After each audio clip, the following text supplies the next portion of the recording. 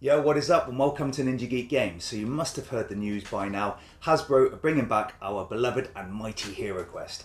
For most, this is exciting, especially those not lucky enough to own the original. How are they doing this, I hear you ask? Well, it appears they're going through crowdfunding from Hasbro Pulse with a target of $1 million, and this has reached 50% of its goal on the first day. So what are my initial thoughts after day one? Well, I think it's a monstrosity, or should I say monsterosity. As you can tell by my tone, I am livid. Grr. Firstly, is Hasbro Pulse actually a crowdfunding or pre-ordering system? And yes, there is a difference. So there are two pledges available. The Heroic tier that gets you the base game only, and the Mythic tier that gets you the base game in addition to two expansions, which are Keller's Keep and Return of the Witchlord. However, with the latter, only then do you get unlocked content from this campaign. I mean pre-order. So the box art, it doesn't do anything for me. The barbarian looks like he stole his sword from Final Fantasy VII. And this dwarf, in the original, he had a mighty swing taking on a massive orc.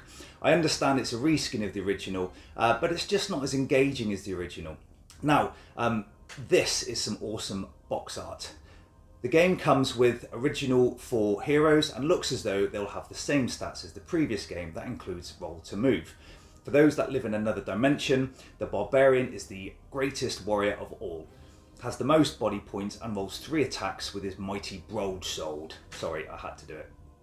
The dwarf can disarm traps and comes with a giant axe. Or does he? The player card shows a short sword. A dwarf with a short sword? You mean toothpick? Do dwarfs even know what a short sword is? No, because I asked one. I said, hey, what's up with this short sword? He said, I'm not short, I'm a dwarf. But how did you know my name was Sword? See, they don't know. Now the elf appears to be female, which is actually a nice touch and was predicted as well. But this model I think looks the best, and they also dabble in some magic. Last is the Master of Magic, the Wizard, with the least amount of body points and the weakest of attack of the heroes. Now, wait, what's he doing? Why is he smizing with his big beautiful browns?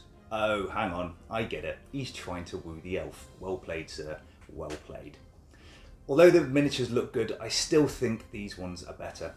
I don't know why, but their appearance just fits the game theme perfectly. Now, I'm not sure, but I believe these are bonus miniatures that are available. I can't quite make it out, but the artwork for the elf and wizard appears to be the same here, but the dwarf and barbarian have different models. And now the barbarian appears Amazonian, which is actually quite cool. In fact, it looks as though each hero has male and female forms, and I actually do like that. So Ragnar makes an appearance, and from memory, he's an NPC during the game. Now for the monsters. We have the boss models of the sorcerer and what appears to be a poor attempt at the gargoyle. And again, I think I prefer the models from the 80s. The orcs and goblins come in multiple models of 14 miniatures between them, plus skellies and chaos warriors. Nope, dread warriors. Is that changed due to Games Workshop? I think so. More undead with zombies and mummies, but you only get 2 of each, plus an abomination. What the Phantom Menace is this? Why is a fish in a dungeon? Where's the fearsome Fimir lurking as a wandering monster when only I search the treasure deck? The furniture models are exactly the same, except for the doors that are now not card. For the tier pledge, the expansions appear to be exactly the same. Now I have Return of the Witchlord, and it's awesome as it's filled with loads of undead nasties. Keller's Keep here adds more orcs, male and female, which is a nice touch. Goblins and apparently additional mermen, fish people, because that's what you want protecting your treasure, trout. There are some additional unlocks which get you another hero and more miniatures, but you can check those out as the pre-order goes on. Now the campaign page has no rulebook available, so it's likely it remains largely the same. Now, I'm a believer that the campaign countdown timer we all saw wasn't to stimulate hype or a release date, but was a deadline for Hasbro to create the game. And this is how it went. Yo, Jeff, there are 3 hours left. The digital artwork for the miniatures looks great. Those fish are awesome. Can I review the rules before we go live?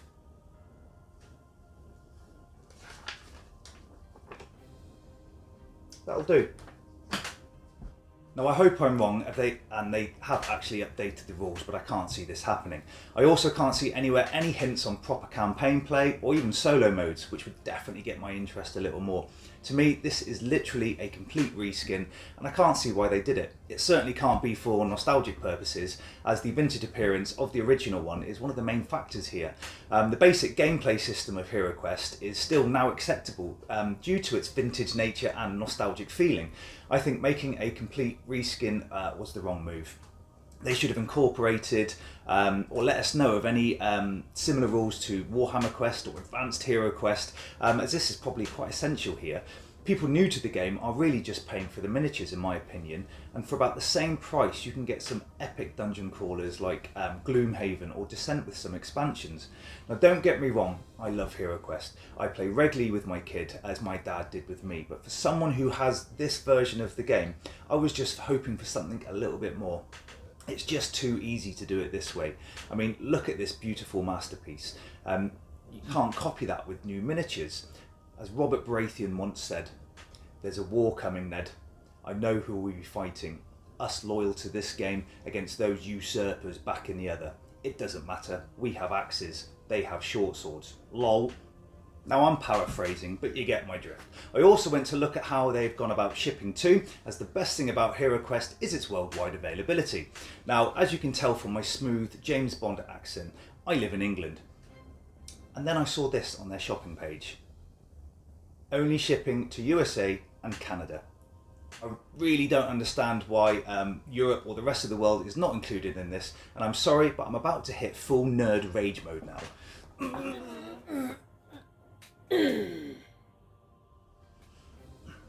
I'm sorry you had to see that. Now Hasbro are a huge brand, and this is a massive marketing flaw. This just adds more disappointment to me, who like others, we're really looking for something amazing, new and engaging. The campaign page is very bland and amateurish with limited information. I mean, there even appears to be an additional spell deck, Dread, but no more details on this. Unless there is some very cool unlocked content as the campaign goes on, then this is a complete no for me. Don't worry, I won't let them hurt you. This is Ninja Geek Games. Cheers.